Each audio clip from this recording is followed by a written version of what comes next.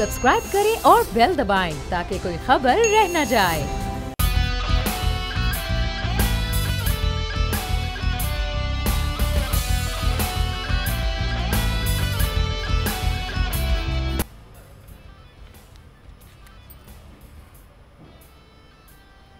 अस्सलामुअलैकुम नाज़रीन, प्रोग्राम में आपको कहेंगे खुशामदीद। मैं हूं महविश तबस्सुम। नाज़रीन, आज पाकिस्तान समेत दुनिया भर में बसने वाले पाकिस्तानी अर्ज़े पाक मुमलिकत खुदादाद पाकिस्तान का 75वां यौम आज़ादी बतौर डायमंड जुबली मना रहे हैं। पाकिस्तान 14 अगस्त 1947 को एक आज़ाद मुस्लिम रियासत के तौर पर दुनिया के नक्शे पर नमूदार हुआ। क़याम पाकिस्तान के लिए जहां पर सियासी जिदोजहद तारीख में कलमबंद है, वहीं हज़ारों अफराद का खून भी अर्ज़े पाक की बुनियादों में शामिल है।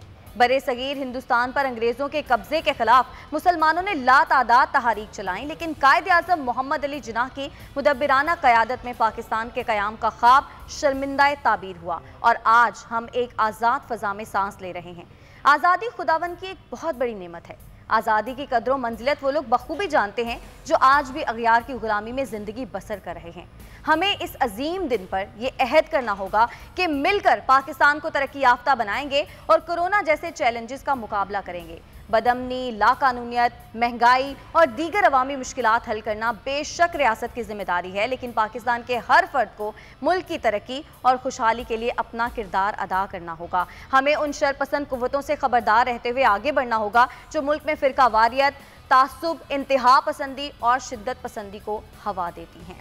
मेरे साथ हमेशा की तरह मौजूद हैं बोल न्यूज़ के एडिटर इन चीफ नज़ीर लगारी साहब। लेकिन लगारी साहब, आज सिर्फ आप नहीं हैं, आज हमारे साथ स्टूडियो में और भी बहुत सारे गेस्ट मौजूद हैं। बिल्कुल, और अपने मेहमानों का मैं तारुफ करवाती चलूँ। डॉक्टर करीम ख्वाजा साहब हैं हमारे साथ। इनके ख़ानदान का नाज़रीन तहरीक आज़ादी के साथ बहुत गहरा ताल्लुक़ है, बाकी डिटेल तो लगाई साहब बताएंगे। वजूद्दीन अहमद साहब तशरीफ़ फरमा हैं, बहुत शुक्रिया सर, आपकी भी कीमती वक्त का। चांसलर हैं ये जिन्ना यूनिवर्सिटी बराए ख़वातीन के, और इनके वालिद को कायद आज़म ने तालीमी मकासद के लिए अपना नाम यूज़ करने की इजाज़त दी थी। उनके साथ तशरीफ़ फरमा है हाफिज़ वलीद हसन, जो कि इंटरनेशनल डिबेटर हैं। लगातार 3 साल तक उन्होंने गोल्ड मेडल जीता है किरत के मुकाबलों में, और साथ साथ ये कौमी तराने भी गाते हैं। आज हम इनसे नगमा भी सुनेंगे। लगाई साहब, इनकी मौजूदगी का हम फ़ायदा उठाएंगे। बाकी आप डिटेल्ड इंट्रो बता दें। जी नाज़रीन, बहुत ही बड़ी शख्सियत आज हमारे साथ मौजूद हैं। सेनेटर डॉक्टर करीम ख्वाजा को आप सब जानते हैं, मुख्तलिफ़ शोज़ में आते रहते हैं, हमारे साथ गुफ्तगू होती रहती है, तमाम चैनल्स में ये जाते रहते हैं। लेकिन इनके बारे में मैं ये बताता हूँ कि इनके नाना थे हसन अली अलाना, और उनके सगे भाई थे जी अलाना। बहुत मशहूर थे, अदीब थे, राइटर थे, और पाकिस्तान बनने के बाद कराची के पहले मेयर बने थे जी अलाना। जी अलाना की अहलिया जो इनकी नानी थी, वो बरे सग़ीर में पहली मुस्लिम मुंतखब पार्लियामेंटेरियन थी जो 1937 की असम्बली में ख़वातीन की नुमाइंदगी कर रही थी। 2 ख़वातीन थी, एक हिंदू खातून थी और एक मुस्लिम खातून थी। मुस्लिम खातून जो थी वो डॉक्टर ग़ुलाम अली अलाना की अहलिया थी, और इनकी नानी थी जनाब डॉक्टर करीम ख्वाजा साहब की।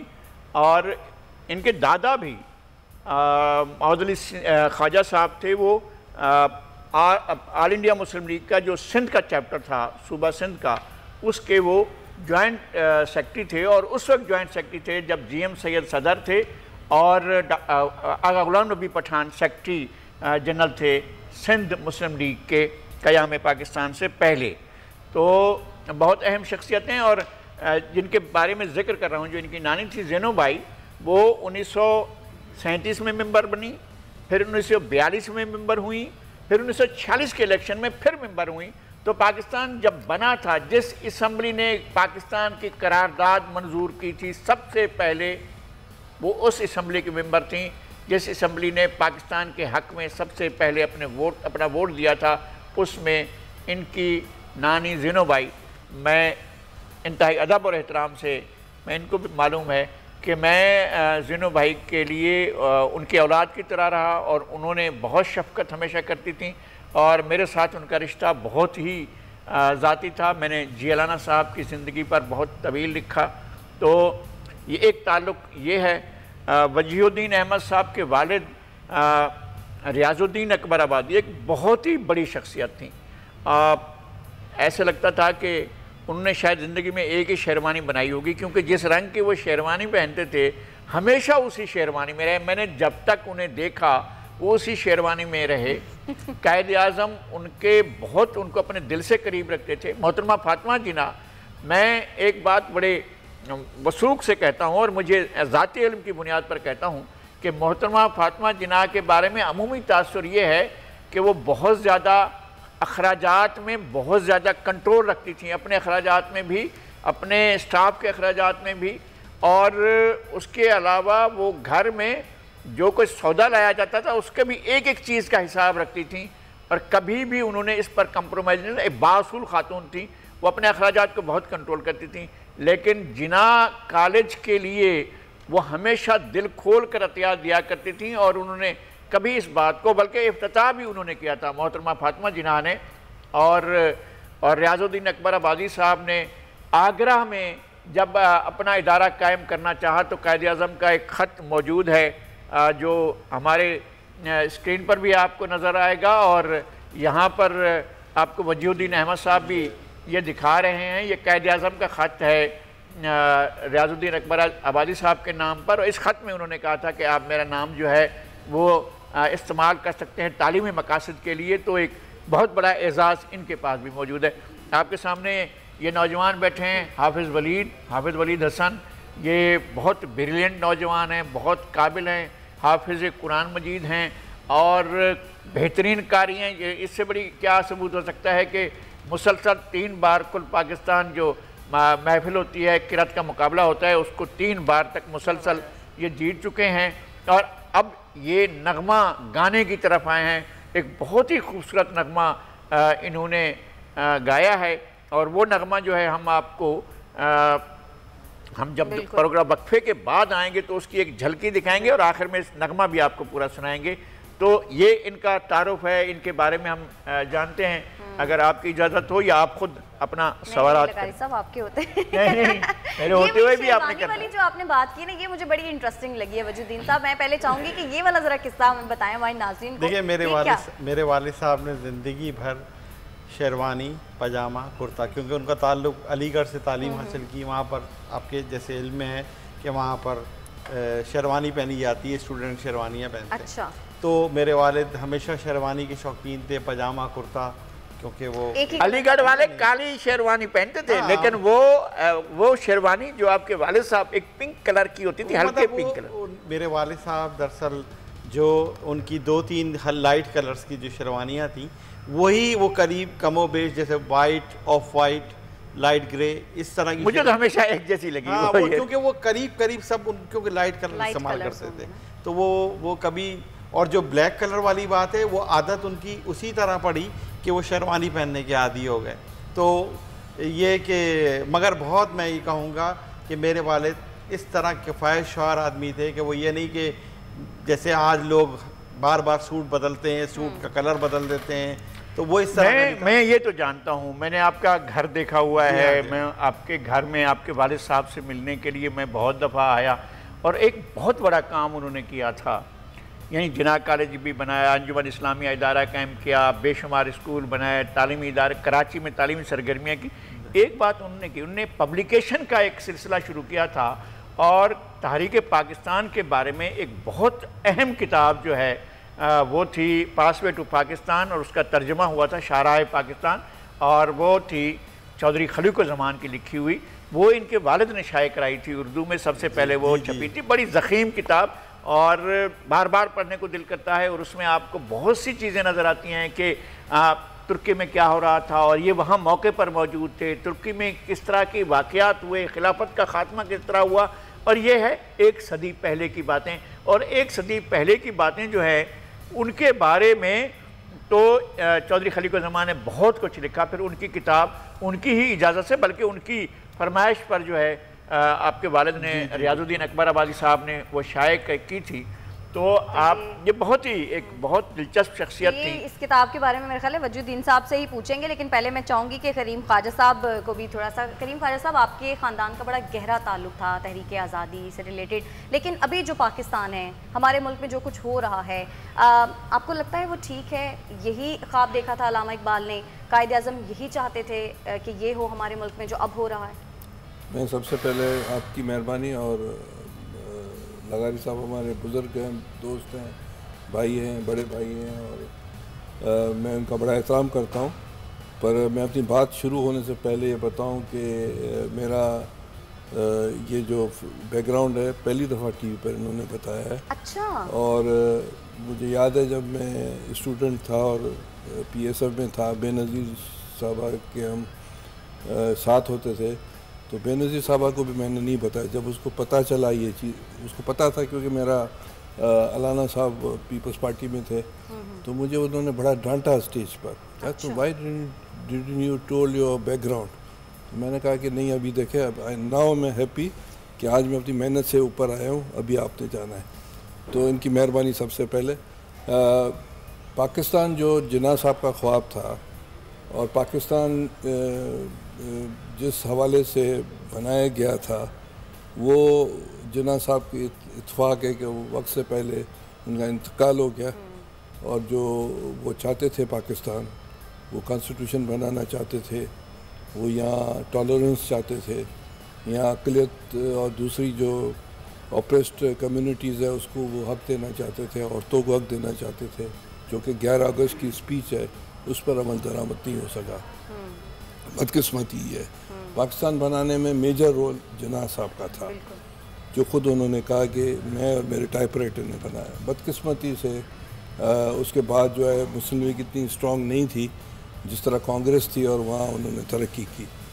तो ये अनफॉर्चुनेट है, और हम समझते हैं कि आज की जो नई पीढ़ी है, नई जनरेशन है, वो जिन्ना साहब का जो ख्वाब है, जो पाकिस्तान इंटरनेशनली एक तरक्की पसंद और प्रोग्रेसिव पाकिस्तान हो, जो जिन्ना साहब ने देखा था, न कि एक कंजर्वेटिव और मज़हब परस्त और बुनियाद परस्त पाकिस्तान हो।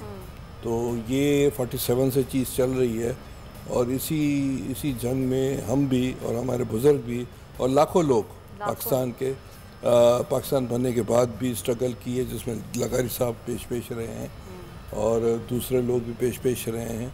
तो हम चाहते हैं कि जिन्ना साहब का वो जो ख्वाब है वो पूरा हो, और उसके लिए हम जदोजहद करते रहेंगे, अभी भी कर रहे हैं, आने वाली पीढ़ियाँ भी करेंगी।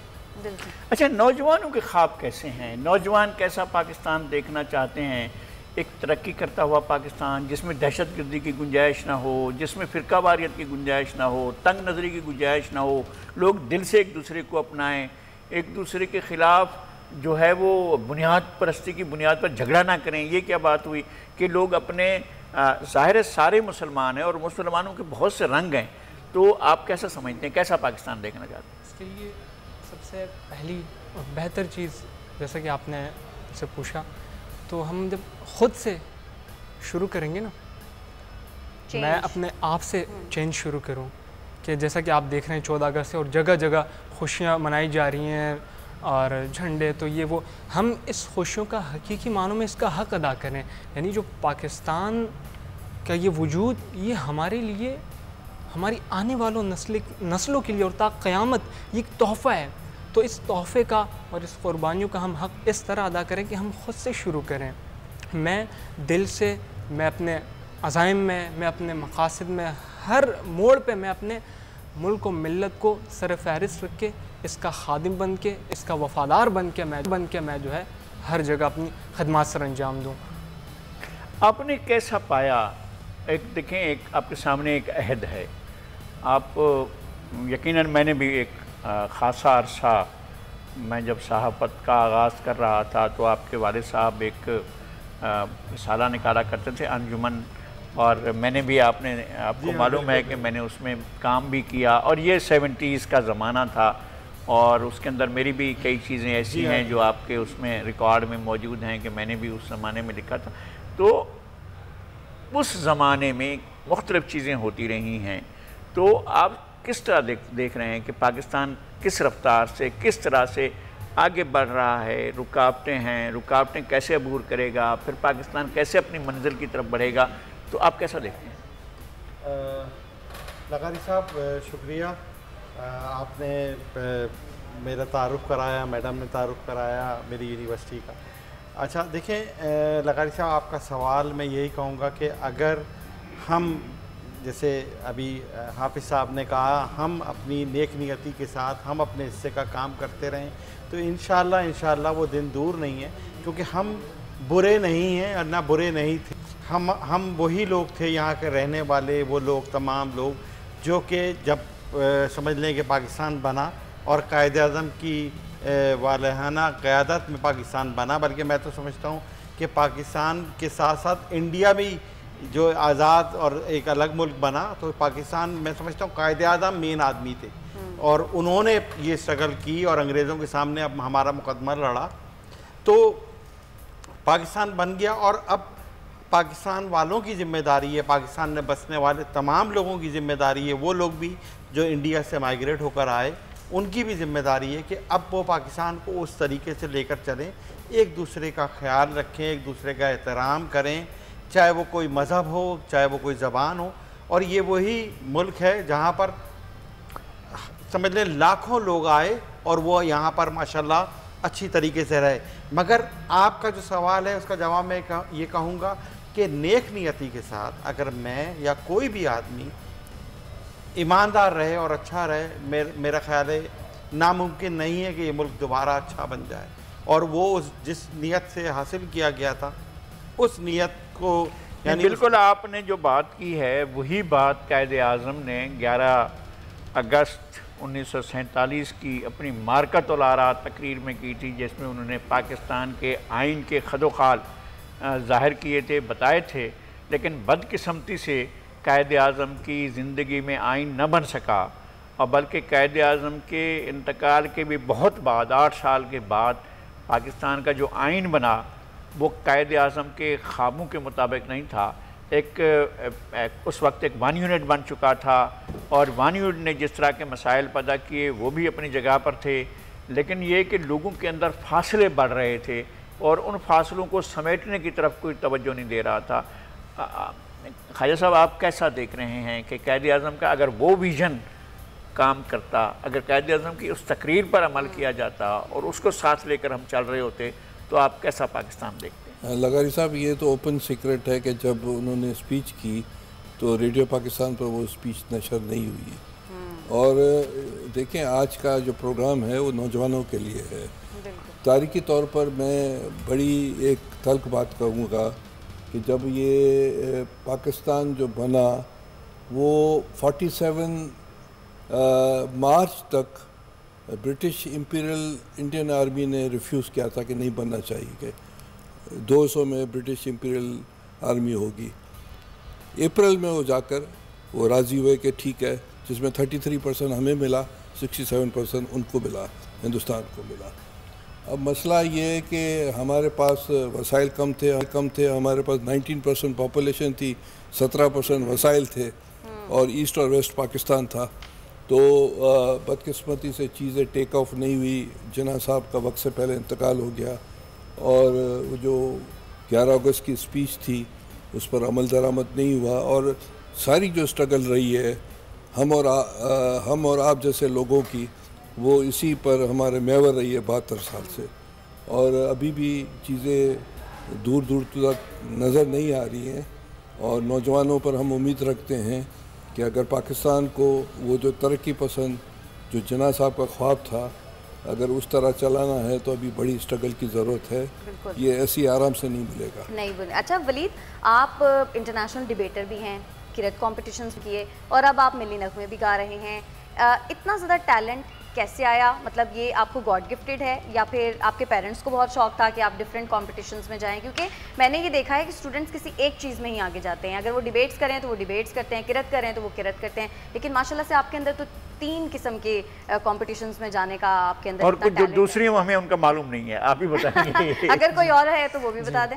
मैं सबसे पहले तो मशकूर और ममनून हूँ कि आपने इस तरह इन अल्फाज में मेरा इंट्रोडक्शन करवाया। और इसके साथ जो बेसिकली बुनियादी जो चीज़ है ना, इसमें ये गॉड गिफ्टेड भी है। और इसके बाद इसी तरह का एक अहम किरदार मेरा अपना शौक़, लगन, मेहनत, हर काम के लिए मेहनत अगर नहीं तो कुछ भी नहीं, ठीक है। और जिस तरह आपने कहा कि डिबेटिंग हर काम जब आप शौक़ से, लगन से, दिल से करते हैं ना, तो फिर आप बढ़ते जाते हैं, आगे बढ़ते जाते हैं और आप उसे एंजॉय करते हैं, अपनी कामयाबी को आप एंजॉय करते हैं। और फिर इसमें ज़रूरी नहीं कि आप हर मोड़ पे, हर जगह आप कामयाबी, बस औक़ात ऐसा होता है कि आप वक्ती तौर पे हार जाते हैं। वो हार आपकी वक्ती तौर पे हार होती है, लेकिन असल मानों में वो आपकी जीत होती है। लेकिन जब मुसलसल आपको कामयाबी मिलती रहती है तो कभी कभी आप मगरूर भी हो जाते हैं। आप में ऐसा मगरूरियत तो नहीं आई कभी? अच्छा, इसके बारे में मैं कह दूं, अगर मुझ में खुदा न खास्ता कभी आए या आई है तो वही गुरूर मैं यूँ कहूँगा आसान अल्फाज में कि वो मेरी तबाही का बायस बना है। क्योंकि इंसान जब अपनी अना को मारता है, ख़त्म करता है, उसके बाद ही आपने डिबेट में हिस्सा लिया, आपने किरात की, आपने गाने नगमे गाए। आप ये बताते हैं कि कोई ख़ास ऐसा वाक़या जो तकरीर के दौरान पेश आया जिस पर आपको ये यादगार रह गया हो कि भाई ये बात जो मैंने की थी तो बस फिर पूरे का पूरा जो हाल है वो मेरे लिए खड़ा हो गया, या ऐसा कोई बात? इंग्लैंड से मेरा डिबेट हो रहा था दोहा में। अच्छा। तो वहाँ जो हमारा टॉपिक था वो ये था कि हमारी यूथ को, हमारी यंग जनरेशन को क्या करना चाहिए, किस तरह। अरबी थी या अरबिक लैंग्वेज? अरबिक लैंग्वेज थी जी। तो उसमें हमारे सामने यही सवाल रखा गया था कि हमारी जो यंग, एक मिनट में आपकी बात कता कलामी हो रही है, आप कितनी ज़ुबानों में डिबेट करते हैं, कितनी ज़ुबानों में तकरीरें करते हैं? 2 ज़बानों में। हाँ। इंटरनेशनल लेवल पे अरबिक लैंग्वेज है, उसमें आप जो भी टॉपिक दें तो उस पर ये नहीं मालूम कि कोई पेपर है बस उसको फतह करना है।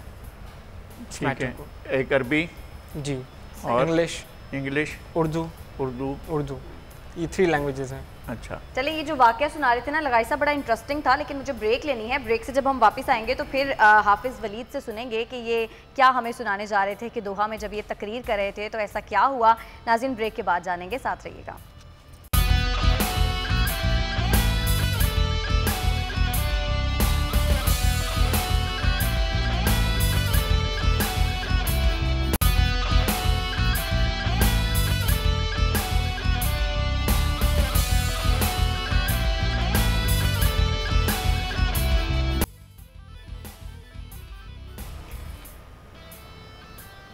वेलकम बैक नाज़रीन। और ब्रेक पे जाने से पहले जैसे कि हम वलीद से बड़ा एक इंटरेस्टिंग सा किस्सा सुन रहे थे कि लगाई साहब ने पूछा था कि डिबेट्स के दौरान कोई ऐसा वाक़या जो आपको यादगार हो आपके लिए। वलीद बताइए।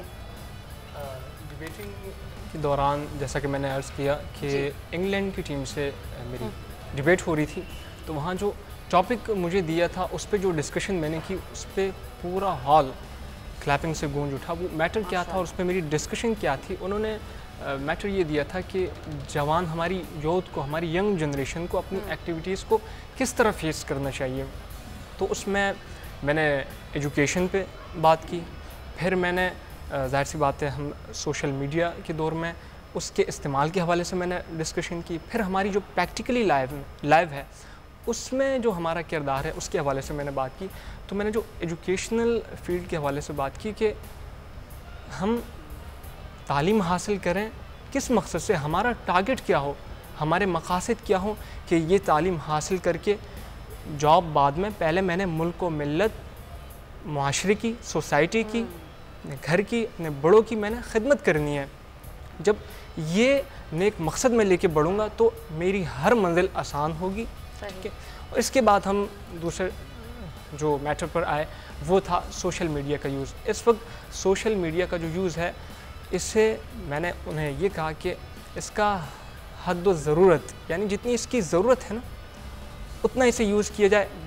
हर वो चीज़ जो ज़रूरत से ज़्यादा जिसका इस्तेमाल बढ़ता है, फिर वो आपके ज़ियाए वक्त का भी सबब बनता है, फिर वो आपका मेंटली आपको बहुत सी चीज़ों से वो डिस्टर्ब कर देती है। फिर आई हमारी डिस्कशन बड़े अहम मैटर पर, वो था हमारी प्रैक्टिकल लाइफ। सही।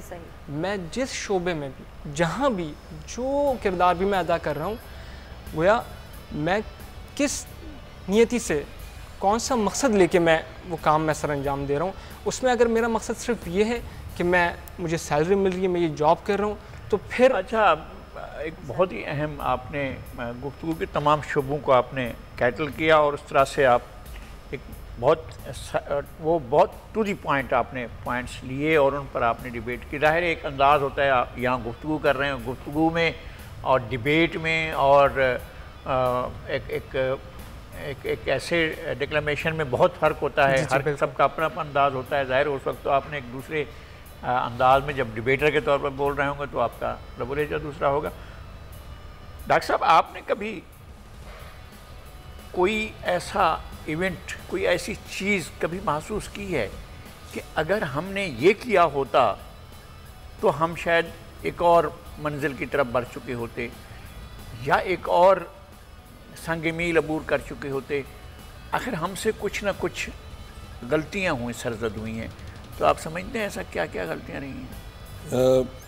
मेरी नाचीज़ राय ये है, मैंने सेनेट में इस सिलसिले में कोशिश भी की थी और लगारी साहब को पता है, मैं समझता हूँ कि हिंदुस्तान ने उस चीज़ पर अमल दरामद किया, पाकिस्तान ने नहीं किया।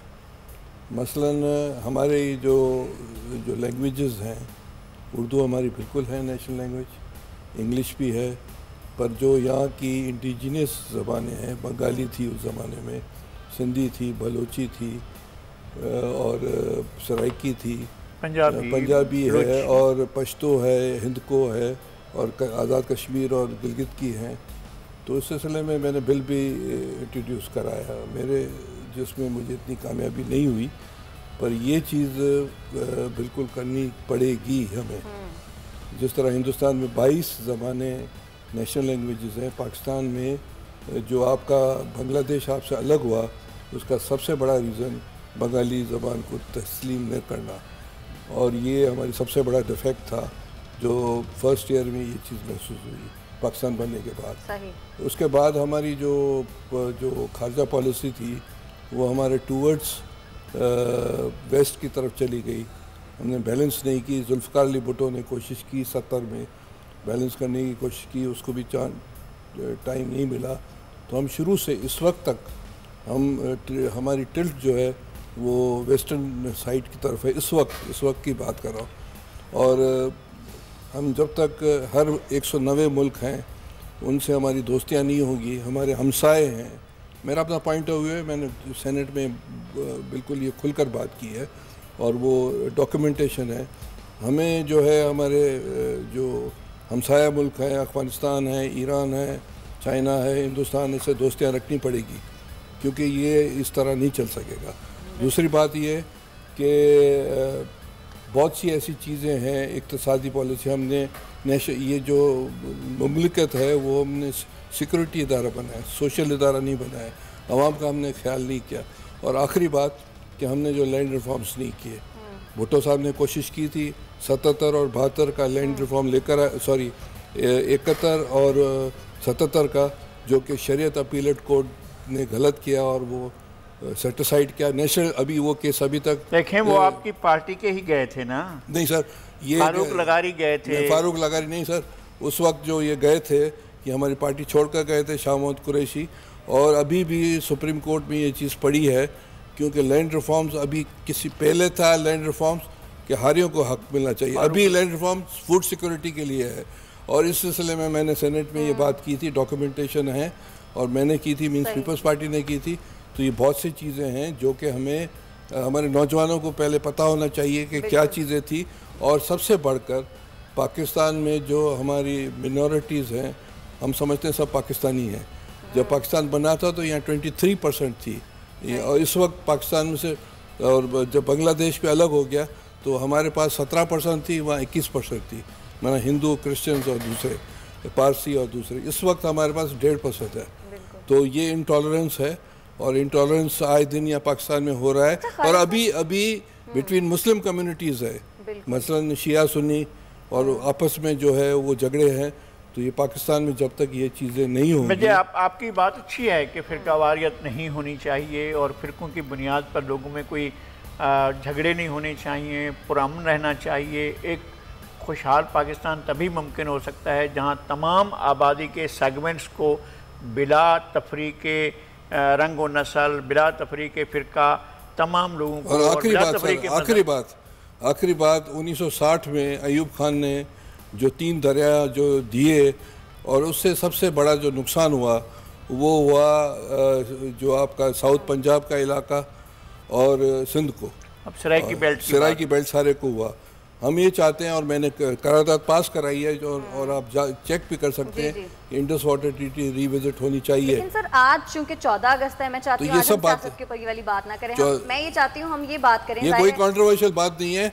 ये बातें होनी चाहिए, आवाम को पता चलना चाहिए। ये यूनिवर्सिटीज़ में होती है, कॉलेजेस में, सड़कों में होती है, जेलों में होती है, सियासी वर्कर करते हैं, आम आदमी करते हैं, और लोगों को जब तक पता नहीं होगा, ज़ाहिर लोग मुतासर होते हैं, उनकी बात तो होगी।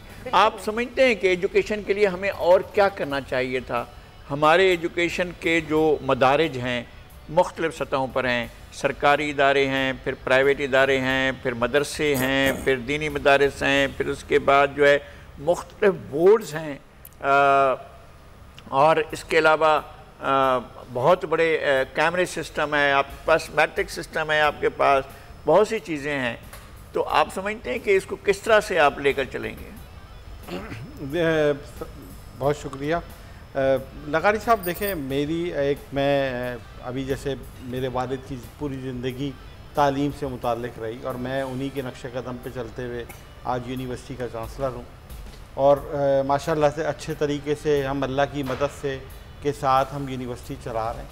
तो मेरा जो यानी अपना व्यू है वो ये है कि पहले जो तमाम तालीमी इदारे, यानी चाहे वो गवर्नमेंट की हों या प्राइवेट हों या छोटे पैमाने पर हों, एक स्टैंडर्ड होता था। तालीम बहुत यानी बग़ैर किसी ट्यूशन के बच्चे पढ़ते थे और बहुत कुछ समझते थे। आज यानी बच्चे मैं समझता हूँ कि बहुत ज़्यादा जो एक यानी हम तालीम की बात तो ज़रूर कर रहे हैं, मगर उतना ही ज़्यादा बच्चों पर बोझ बनता जा रहा है और बच्चे पढ़ाई से दूर भाग रहे हैं। तो हमें आसानियाँ पैदा करना चाहिए, हमें स्कूल से शुरू करना चाहिए, और आसानियाँ यानी चाहे वो कोर्स की शक्ल में हो, चाहे वो सिलेबस की शक्ल में हो, आप हमें कम से कम यानी बच्चों पर लोड कम से कम डालकर, और इसी तरह स्कूल लेवल की बात कर रहा हूँ, और इसी तरह अगर यूनिवर्सिटी लेवल पे जाएं तो हम तब तक आगे नहीं बढ़ सकते जब तक हम रिसर्च यानी जो हमारे मास्टर्स के या हमारे पीएचडी के या एमफिल के स्टूडेंट हैं वो नई से नई चीज़ें इनोवेट करें। और 14 अगस्त पे कितना ज़रूरी है किस तरह के कॉम्पिटिशन्स किए जाएं यूनिवर्सिटीज़, कॉलेजेस और स्कूल्स में, क्योंकि आज से कुछ साल पहले बहुत होते थे, लेकिन अब वो जान कम हो गया। हमारी बदकिस्मती कि अभी इन दिनों में ये जो हालात पैदा हो गए हैं कोविड की शक्ल में, तो ये तमाम इस किस्म की सरगर्मियाँ आजकल रुक गई हैं। एक्टिविटीज़ गवर्नमेंट भी पाबंद कर रही है कि नहीं करें। अच्छा, ये तमाम चीज़ें चाहे डिबेट कंपटीशन हो या इस तरह की एग्ज़िबिशन की कोई कंपटीशन हो, मुख्तलिफ यूनिवर्सिटीज़, कॉलेजेस, बच्चे शामिल होते थे और कंपटीशन में अच्छे अच्छे प्रोजेक्ट निकल कर आते थे, मगर वो हालात कुछ इस किस्म के हो गए हैं कि आजकल लिमिटेड हैं तमाम चीज़ें। और इंशाल्लाह जब जैसे ही अच्छे दिन शुरू होंगे तो अल्लाह ताला इंशाल्लाह दोबारा हमें। अच्छा, एक चीज़ मुझे समझ नहीं आई, हाफिज़ साहब आप भी बता सकते हैं, और ज़ाहिर तीनों जो हमारे शुरका हैं ये भी बता सकते हैं। एक बच्चा मेहनत करता है, 10 साल तक पढ़ता है, फिर वो मैट्रिक कर लेता है, ए लेवल कर लेता है, ओ लेवल कर लेता है, इंटरमीडिएट कर लेता है, और उसके बड़े नंबर आते हैं। कोई 90% हासिल कर सकता है, कोई 95% तक हासिल कर लेता है। फिर उसके बाद और बच्चे जो हैं मेहनत करते हैं और भी बड़े अच्छे नंबर हासिल करते हैं, A grade, A plus grade जाते हैं, बी ग्रेड में आते हैं, 70% तक जाते हैं, नीचे आते हैं तो 60 से ऊपर चले जाते हैं। फिर इसके बाद ये होता है कि जब आप दाखिला देते हैं तो आप एक एंट्री सिस्टम कोई लगाया हुआ है, कोई टेस्ट सिस्टम आपने लगाया हुआ है, और वो टेस्ट सिस्टम में बच्चे को कहते हैं जी आपने ठीक है जो पढ़ा है, मैं उस पर एतबार नहीं, आप हमें टेस्ट दें। तो इस सिस्टम को आप क्या कहते हैं? क्या मतलब ये कि वो फिर ऐसा करते हैं, बोर्ड्स ख़त्म कर देते हैं और वही जो आकर टेस्ट लेते हैं उन्हीं का कोई सिस्टम बना दें कि जी चलें इसके ज़रिए पाकिस्तान को चलाएं, एजुकेशन को यूँ चलाया जाए। सर देखें, ये तो लगारी साहब आपने बहुत अहम बात कही जो कि बहुत ज़रूरी है कि ये होना चाहिए। अब सबसे पहले तो हमें एक यानी जो ये तमाम कंपटिशन्स के अंदर जो मुख्तलिफ बोर्ड्स हैं, अब जैसे हम इसी कराची शहर की बात करें, इस कराची शहर के अंदर एक मैट्रिक बोर्ड है, एक टेक्निकल बोर्ड है, एक मुख्तलिफ यानी एजुकेशन सोसाइटीज़ हैं, उनके बोर्ड बने हुए। तो वो अच्छा हर कोई एक दूसरे से आगे ऊपर नीचे निकलना चाह रहा होता है।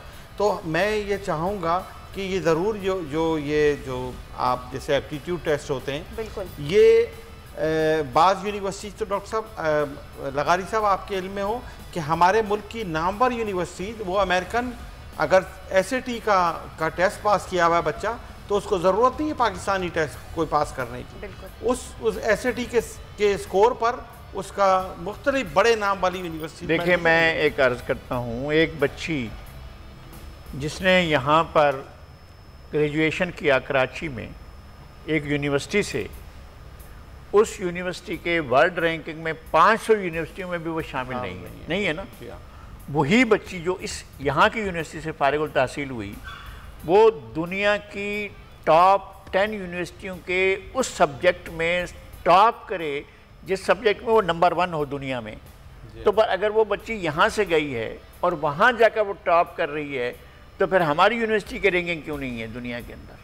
सर एक तो ये, और दूसरा ये कि फिर हमारी तालीम पर भरोसा क्यों नहीं? दुनिया में तो जाकर बच्चे जो हैं वो इतना बड़ा दिखाते हैं कि हैरान कर देने वाला होता है। यहाँ क्यों नहीं ऐसा होता है? यहाँ पर कहते हैं कि जनाब आप आए हैं, आपने वो जो पढ़ा वो सब ठीक है, बराबर, उसको हम नहीं मानते। आप हमारे इस टेस्ट को माने, हम इस टेस्ट के अलावा किसी चीज़ को नहीं मानते हैं। तो ये क्या चीज़ है? मैं फिर कहता हूँ अगर यही रखना है तो फिर आप बोर्ड को। मैं चाह रही हूँ लगारी साहब आज हम 14 अगस्त के हवाले से बात करें। ये भी पाकिस्तानी के बारे में बात करें। मुख्तलिफ जो फॉर्मेलिटीज़ हैं उनको पूरा करेंगे तो आपको 100 में से 10 नंबर 50 नंबर के कोट पहना हुआ है, कैप पहनी हुई है, प्रॉपर पहनी हुई है तो इतने नंबर। यहाँ पर इन चीज़ों से नंबर 1, नंबर 2, नंबर 3 बन रही होती हैं।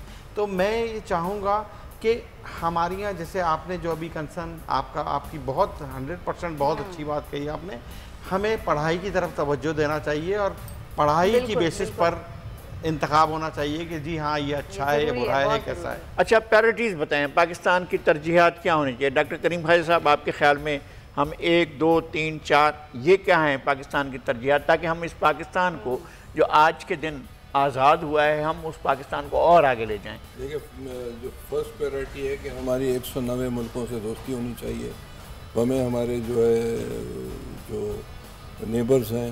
नंबर 2 जो है एजुकेशन रियासत की ज़िम्मेदारी है और सेहत रियासत की ज़िम्मेदारी है। उसके बाद जो है बहुत से जो हमारे जो बजट्स हैं, जो बजट है उसमें आपको डिफेंस बजट की कट, क्योंकि जो इंटरनेशनल हालात जो बन रहे हैं कोविड की वजह से, जब भी वबा है वहाँ दुनिया में उथल पुथल हुई है और अभी भी उथल पुथल होगी सारी दुनिया में।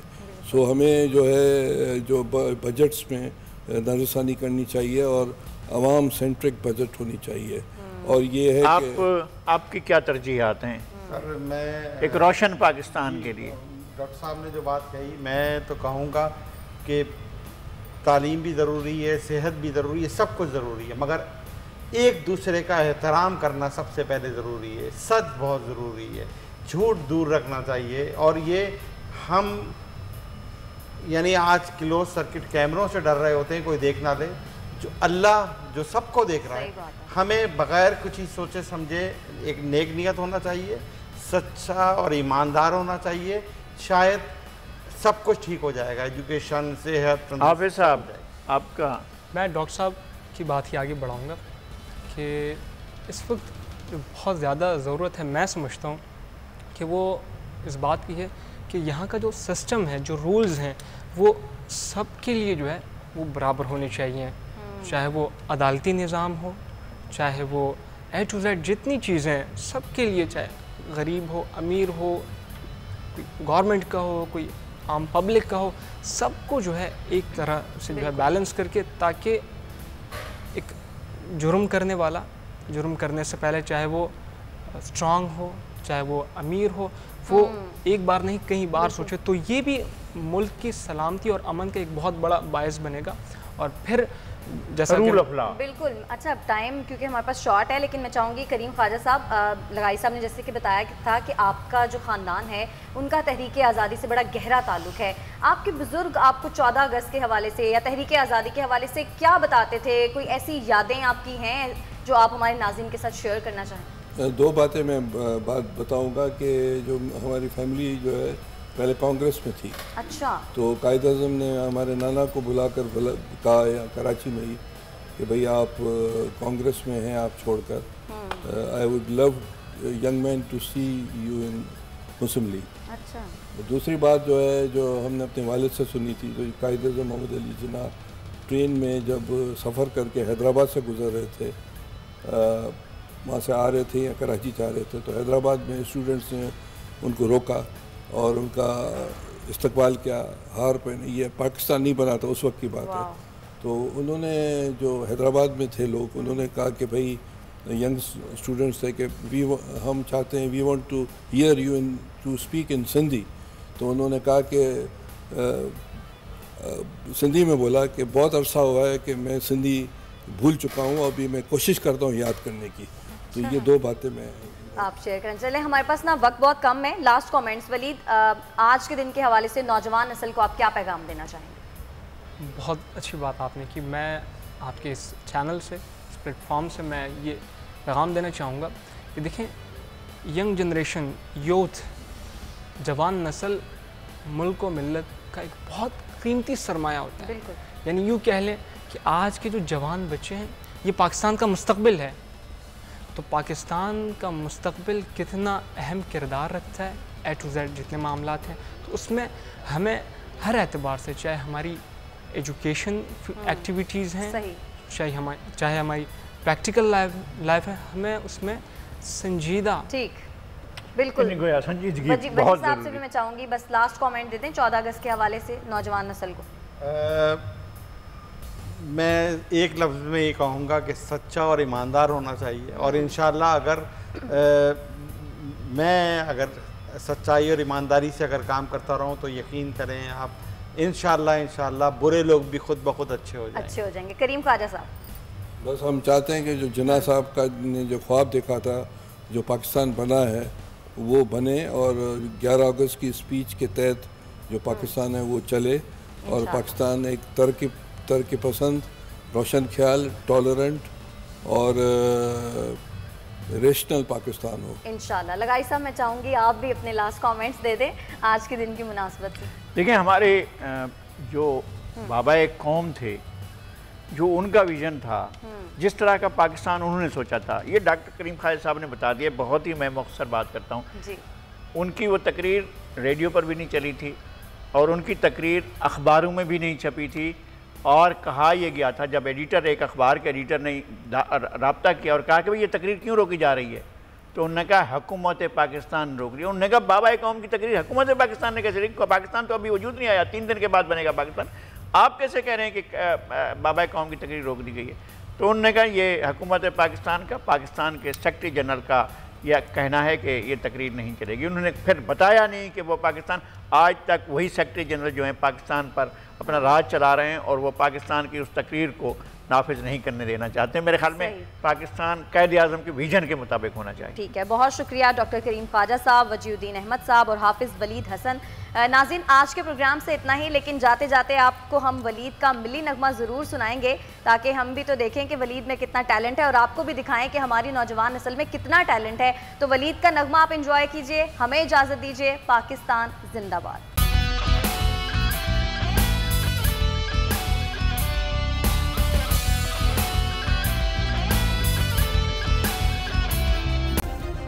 सब्सक्राइब करें और बेल दबाएं ताकि कोई खबर रह न जाए।